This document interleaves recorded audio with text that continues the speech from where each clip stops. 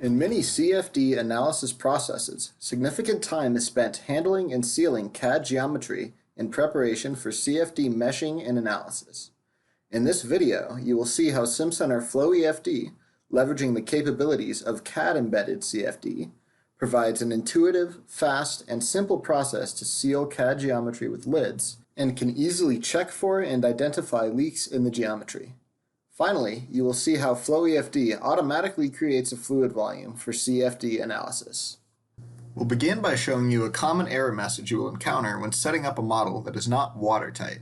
Here, we're attempting to assign boundary conditions to the outlet lids of our model.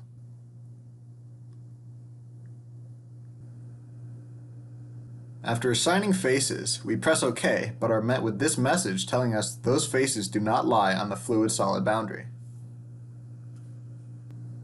To investigate this, we'll navigate to Check Geometry in the Flow Analysis tab. We press the Check button and find that the check has failed and that our model is not watertight.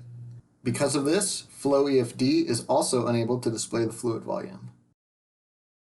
To identify the problem, we'll open the drop-down menu in the Tools group and select Leak Tracking. We're prompted to select an internal and an external face. It doesn't matter which faces we select so long as one is on the inside of the model and the other is on the outside. Here, our first face will be on the heatsink, and our second face will be the external face on the top of the enclosure. Once we've selected our faces, we click Find Connection, and a line will appear showing a fluid path from one face to the other.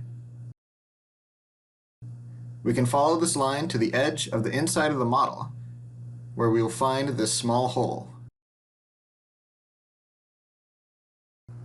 This is the source of our error message, and it must be closed to make the model watertight. We can now exit leak tracking and select Create Lids from that same Tools drop-down menu.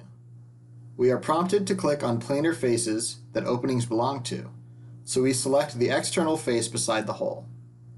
We click OK, then allow the computational domain and mesh settings to be reset.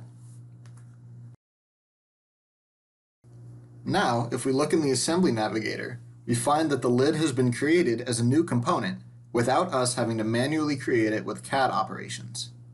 We can check the geometry again, and this time the check is successful.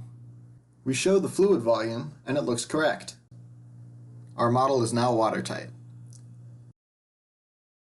We can rebuild the project and edit the definition of our boundary conditions from earlier. And we are now able to successfully assign them.